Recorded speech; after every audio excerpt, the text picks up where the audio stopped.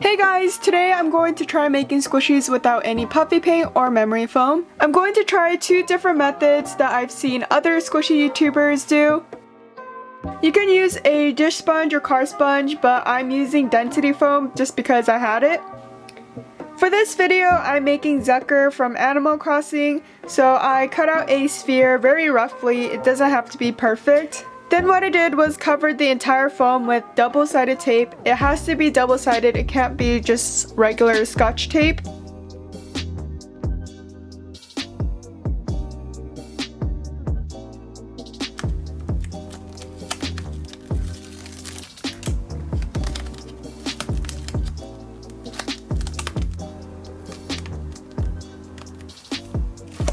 Then I covered the sponge with a tissue, and it should stick because the tape is double-sided.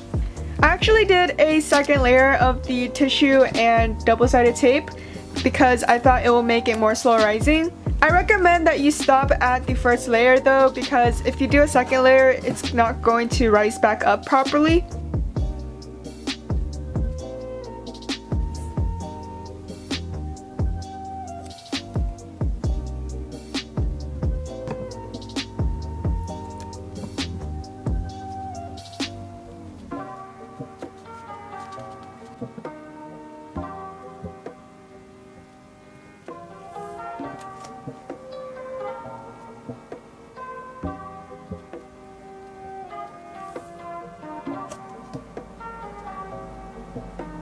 Next, I'm going to color my squishy, and I was planning to color it with markers, but I didn't have a light enough shade.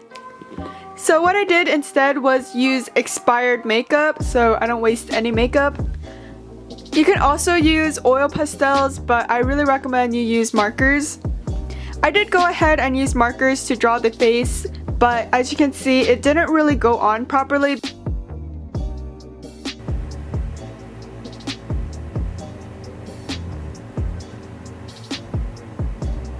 Another problem with the makeup was that it left residue on my hands whenever I squished it. I tried to fix this by covering the entire squishy with Scotch tape.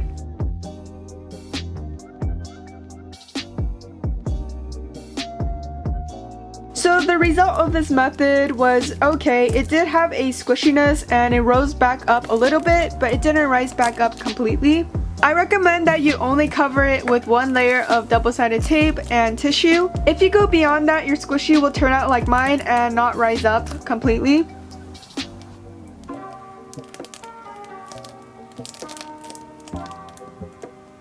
Next, I'm attempting to make paper squishies because it was highly requested in the comments section. So I've made squishy gummy bears before, but I've never made paper squishy gummy bears, so that's what I'm doing right now. After I drew out my 4 gummy bears and colored it, I flipped it to the other side, and then I got another sheet of paper and traced around the back side of the gummy bears.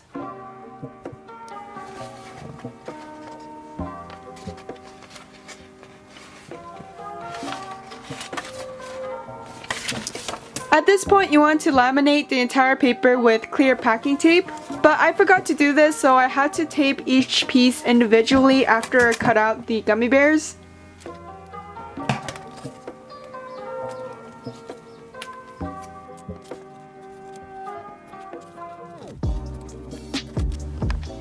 After I was done with that, I taped both the front and back side together.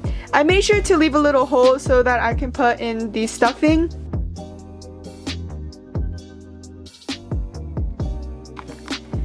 So based on the several tutorials I've watched on YouTube, it seems like a lot of people like to use stuffing for their paper squishies. I've also seen people use plastic bags or dryer sheets. However, if you do have a dish sponge or car sponge laying around in your house, I do recommend you use that instead. The stuffing does give the paper squishy a little bounce, but it's not really slow rising. In the past, I've used foam for my paper squishies and it works really well.